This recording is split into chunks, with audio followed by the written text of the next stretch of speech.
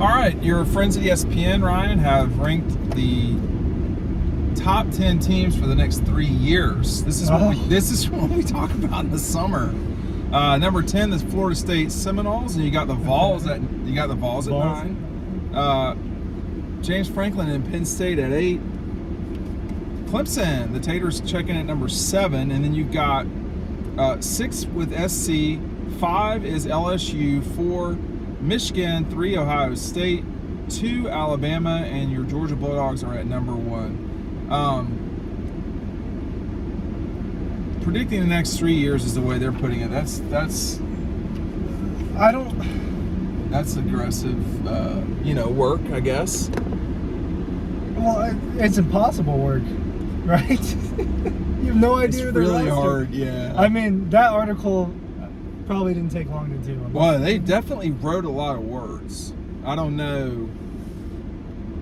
Since 2018, Georgia leads college football in rushing defense and rushing touchdowns allowed. It continues to improve against the past. But as we talked about lately, if you're not running on people, you're not going to win. I don't think it's out of the question to say Georgia can be the number 1 program over the next 3 years. However, it certainly is a very daunting thing to predict. Put it the other way. If you were going to lay money down on who's going to be the best program for the next 3 years, would you pick anyone other than Georgia? I would not right now. No. Okay. I mean, it comes back to this. Who is the most likely to win the national championship over the next 3 years? Georgia, Bama, LSU, Ohio State, Michigan, Florida State, Clemson, who or SC? I mean, who seems the most likely? I mean, we've talked about this a lot. SC has not gotten there yet. They've still not gotten to the playoff. They had it right in front of them. You and I were watching it at the hotel that night. It was all in front of them, and they could not beat Utah. It appears to me and everybody else that Clemson has taken a step back, is fading a little bit. Ohio State gave Georgia the toughest run of anybody that didn't beat them, with the exception of Alabama, these last 2 years. Ohio State certainly is a legitimate team, but they've not won their national championship over Ryan Day. You can say the same thing about Michigan, winning the league back-to-back, first time since I think the 80s. For Michigan, they've never done it this century. And then Alabama, I don't think there's any question Alabama can be a power for a long time, but right now, sure, everybody's drunk on Georgia Kool-Aid. Yeah, and if you just look at that 1 through 10 right there, those are just who was probably the top 10 teams this coming year, right? I mean, that's just the way you look at it. Notre Dame, Texas, Oklahoma. Yeah, those were not on that list, right? Oregon was not on that list. I'm trying to think of any other type of powerhouse teams that. Well, Penn State is a team. The Penn State on that list was the only one where I was like, Okay, well, hold on. Get this now before we run out of this offer, okay? Pick up the 2023 preview by getting our 2022 national championship book called Double Dogs. If you've not seen this before, this is a segment called Riding Home. We often promote our items. Take advantage of it. A lot of people have. It's an awesome. It really is a very good book. Ryan wrote the story about the Missouri game and the way that the team rose to the occasion. I think champions were born that night. I really do believe that. But well, I can assure you, this is literature. This is prime. This is literature. Wow. This is prime. It's prime literature. The Pulitzer Committee. Yeah. The Ohio State game was where the champion was crowned, though. Yeah, I'll tell you that. Yeah. And that game, to me, man, was the one where I was like, well, I felt a couple of things about it. First of all, I have continued to say, I do think that Ohio State will win a national championship under Ryan Day, but that fourth quarter really gives me pause. Is that wrong? I mean, you know who else is not in here? The Gators. They've fallen off a cliff. Auburn's not on there. So will Georgia be the best program in the next 3 years? Let's establish this right now. They're the best program right now. Is that the wrong way to put it? No. That's the truth. All right. Who was the best program before them? It was Alabama. Alabama. And I mean, it's and Clemson wanted to flirt with the not idea. a lot has necessarily changed. I mean, between LSU and Clemson over the 2010s, they gave Alabama the most challenge, I guess you could say. I'm not sure there was any other one program. I mean, Georgia was very consistent in the 2010s, generally speaking, over a 10-year period, I would say. But they weren't, they never played for a national championship. And that was a problem. Well, they did play. I misspoke. They obviously played for a national championship in 2017. Yeah, it's projecting the next 3 years is challenging. It's challenging. It's not crazy to say that any of those teams are going to be one of the best programs of the next 3 years. Those top three are the ones that we consistently talk about. It's just the cream of the crop, right? Why are we putting Ohio State over Michigan? I've been asking the same thing recently. I think people just assume Ohio State. And I kind of disagree with you with just crowning that Ohio State will win a championship in the next few years. Well, I said I had a lot of pause, but go ahead.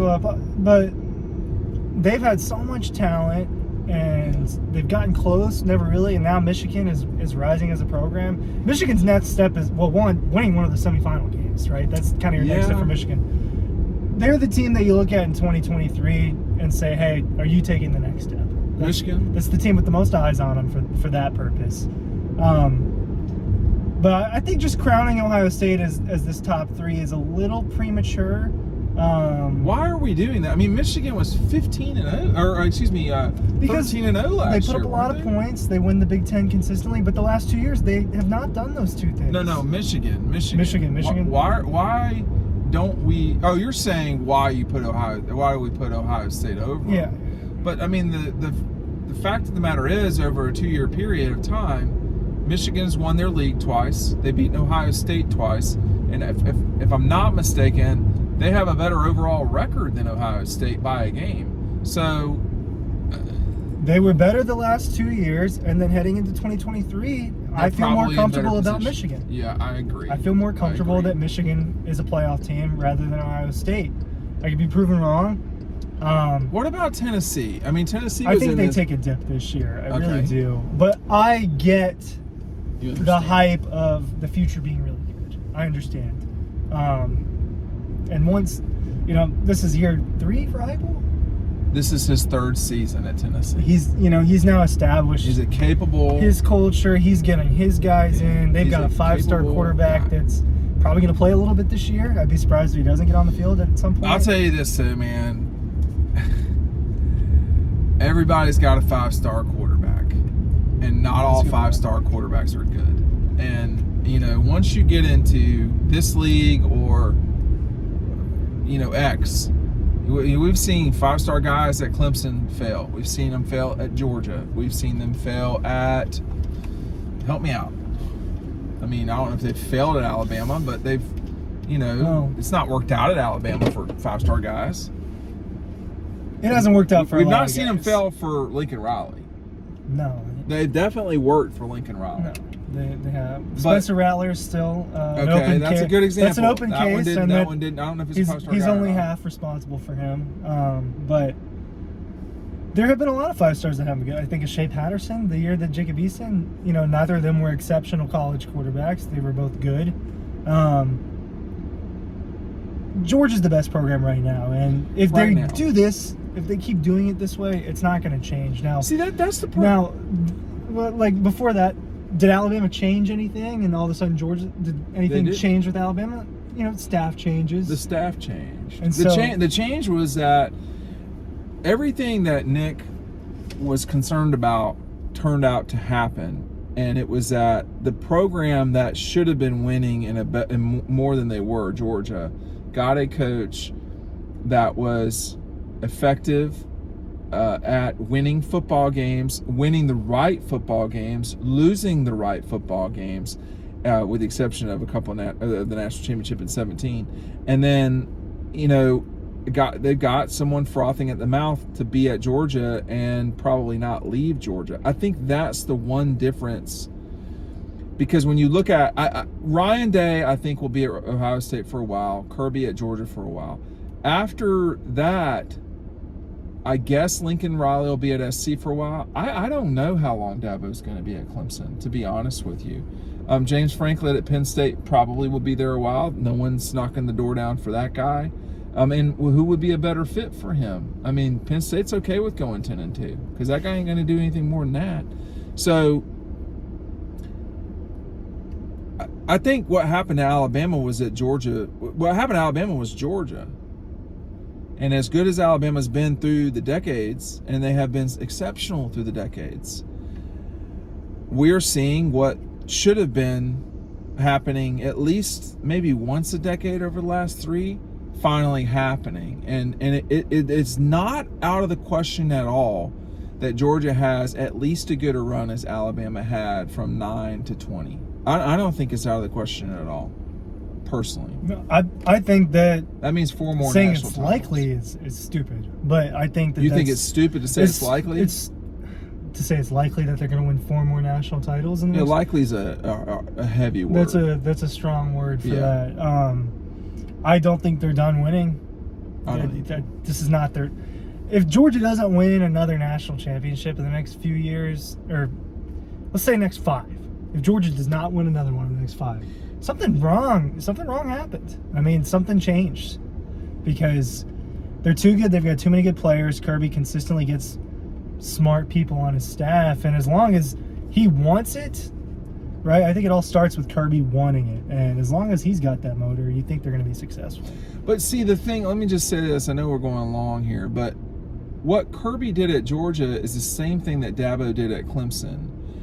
And what we're seeing, to me, in my opinion, is the difference in a place like Georgia and the resources in Georgia versus Clemson.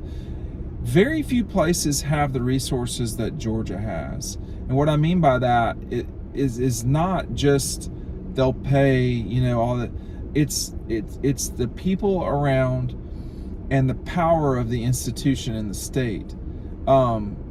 Texas, if Clemson is the outlier in a good way, Texas is an outlier in a bad way and are complete failures and have been for some time at this.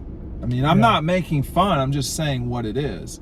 USC is a private school in Southern California. It certainly has a lot of power, and it's a very wealthy school, but it is a private school, and most privates just have a hard time for whatever competing on a national level. SC is probably going to be the only one for a while. Notre Dame is, I mean,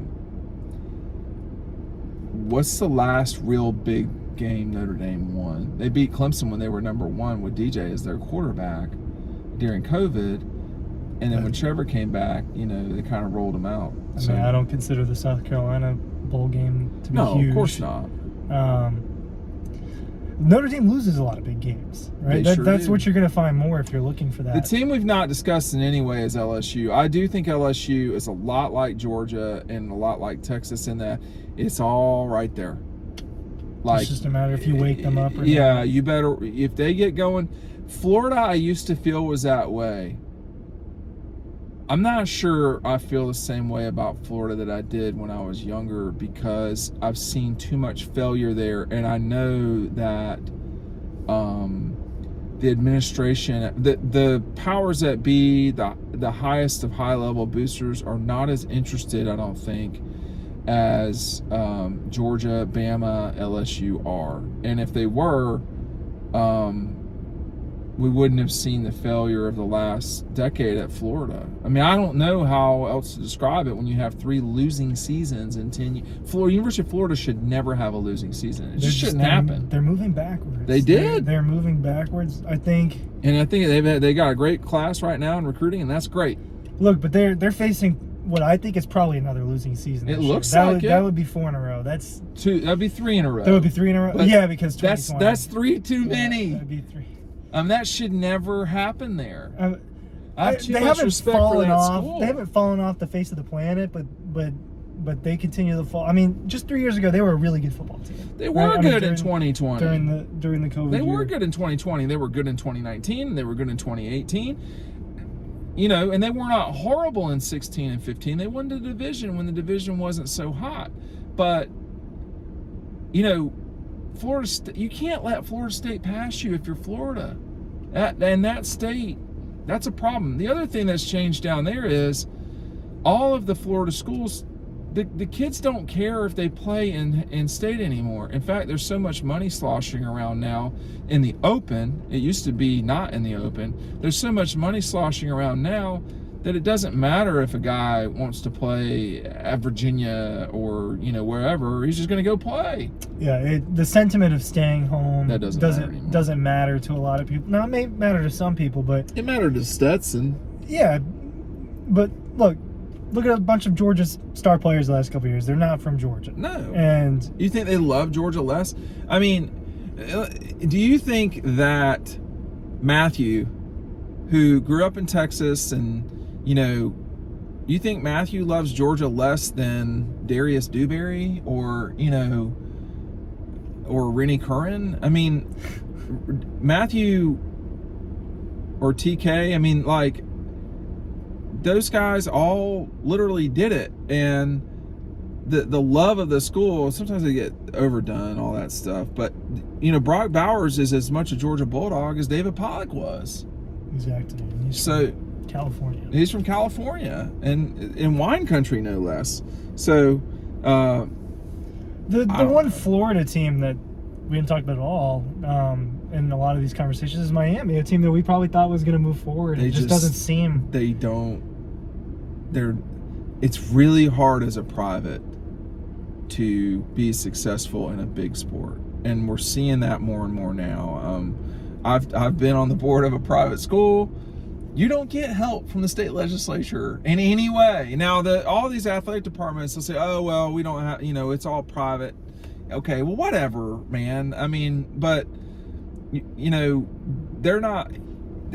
That's not the point. The point is you have a huge base of alums to fundraise from because you're a huge university, a state-run university with a lot of problems already out the window. Miami doesn't, as good a school as Miami is and so forth, if you got to go raise money the whole time for medical, for, you know, the university and for athletics, you wonder why Miami's in the situation they're in. I don't. Things were crumbling in the 2000s. They moved conferences. That never goes well. And they have a money problem, Miami. Georgia does not. No, they do not. I mean, South Carolina has a bigger athletic department budget and just as bigger. I would say, if we're saying who has a better athletic department and who are you more likely to know around the country, I would say 25 years later, it might be South Carolina. Now that's crazy, but that's what they're like, these 3-year things, you know. Miami was certainly the place when you're talking about just getting guys from Miami, but James Cook plays in Athens and Kenny and like, you know, these guys don't play. It doesn't mean no one cares about playing. No one for cares, you. Especially because of the money factor that's involved now. Well, that completely confirmed it. That it just doesn't. It doesn't mean that, like, playing for the U, like they. I mean, I don't know how much of that was a factor, but you see the video of Kenny McIntosh. I wanted to win. No one cares about playing for Georgetown. Most of these people, religious school in Washington, they want to play DC. in the NFL. They want. You just want to. You know, like Alabama had 2 guys in the draft last night, or I'm thinking of Michigan. Alabama had 2 guys. Alabama did have Michigan, 2 guys. I think, had 2 guys maybe too. Alabama, a football school. You know what's happening? You're seeing the money. Everybody complains about money all the time. I hate NIL. Why? I mean, like, it's making the SEC the best conference by a lot, and you're seeing really super competitive situations in schools like, you know, Miami and Nebraska. They're dying. That's their problem. You know, you're seeing the money. The money isn't always bad. It's bad when you perceive it to be bad, or it's bad when it directly affects you, I guess. But it's not hurting Georgia. I can assure you of that. And when Texas harnesses itself, and money can be overrated too. Texas A&M. Right? I mean, everybody keeps talking about Texas A&M as a power. They've not done anything. They have one 10-win season this century. One recruiting class, man. And one class doesn't get it done. It doesn't. And where are they now? One of them's on Georgia. I mean, that's a whole different. The A&M thing's a whole different conversation. Yeah, but they spend the money, and you know, eventually maybe it'll work for A&M, but. it never really it worked for Oklahoma State when T-Boone Pickens got involved, but it never worked in a way that they supplanted Oklahoma. And they never became a national power. They became better, but they were never, super elite. They were super elite when they had Todd Monken calling plays, and they were flying up and down the field scoring a ton of points. But Georgia's unique situation is that it is the best situation you can possibly have in college football, and by that I mean this: you have a college town that is within an hour drive of a major metropolitan area, and not St. Louis. We're talking about 6 million people in Atlanta. Yeah, it was 10 p.m. ribs, man. And and the state that has an economic engine the likes of which is powering through. You have an extremely high academic reputation. There's so much going right for Georgia, and by the way, the place is football crazy. So it's all of those things.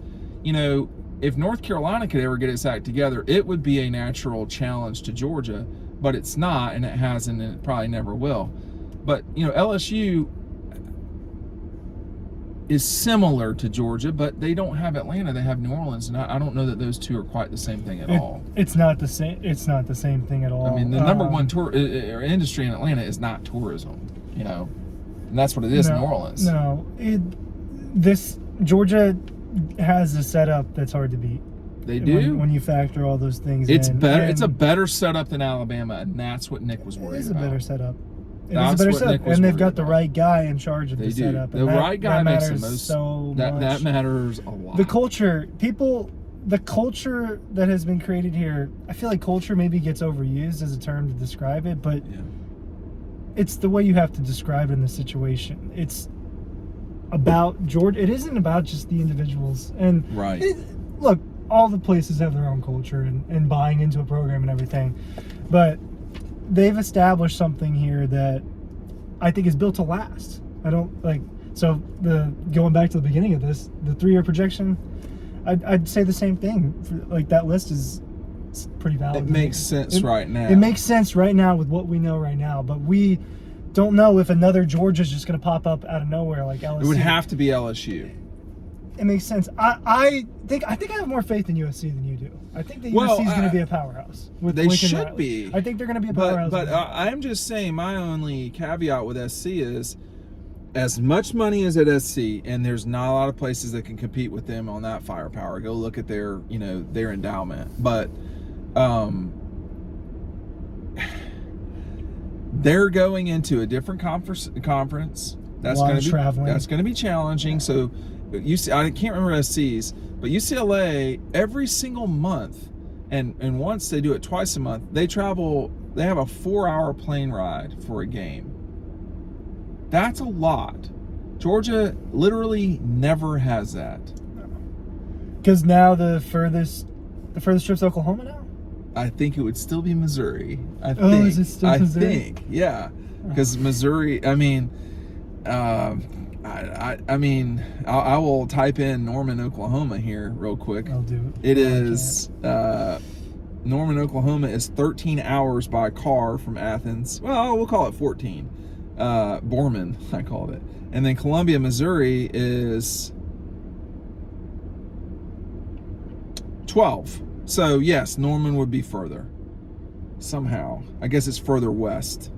Neither of them ideal, but neither of them 4-hour flights either. No. They're all 2-hour flights. That's Oklahoma's further west, but more southern. Oklahoma might be easier to get to because you can fly in Oklahoma City. You really are going to have a hard time flying into Columbia, but that's another story for another time. I think the list is pretty good. I just am always like you, a little bit more skeptical about these lists, only because how can someone see the future like that? My list would include LSU for the next 3 years. I would probably knock Michigan or Ohio State down. I think Alabama is in really good position as long as Nick is there. the number one question in college football when Nick leaves is who will fill it, because it's not going to be Kirby. It doesn't seem like to me. I don't think it will be Dabo. I think he would be getting into a very hot pan at Alabama. And then, so who would it really be? Yeah, I don't know. I don't know if they have someone picked out that they're targeting yet, or but we also don't know how long he's planning on. We don't. That's the other thing is, I think he's got another 5. Is probably what he's doing, but we don't know. He could change his mind tomorrow. Know. And he's an older person, and I don't mean that bad, but Alabama will change. When Nick leaves, Alabama will change. It just won't be the same. No, it won't be the same. Not gonna be and people need to understand that. It will be. I'm old enough to remember Alabama not whipping everybody's ass. Yeah, I remember the 90s. I remember the 2000s, and they weren't pretty. And actually, the 90s were not that bad at Alabama. They won the national championship in 92. But from Mike DeBose on, it was a rough 10 years at Alabama. Rough. Dennis Franchione. I mean, it was rough. It'll be weird Mike to see the situation being different there in a few years. But they always will be the same way. Georgia has great fans. They do. I'm not sure anybody is more psychotic than the Alabama fans. I'm not sure that anybody's more passionate than the LSU fans, and I'm not sure anybody's more driven to watch their team than the Georgia fans. They're all a little different in their, in their ways. But Alabama definitely has very demanding fans. But anyway, I think the list is about right. Final. I think it's pretty easy to make that list, and they didn't mess it up that much. All right. Goodbye.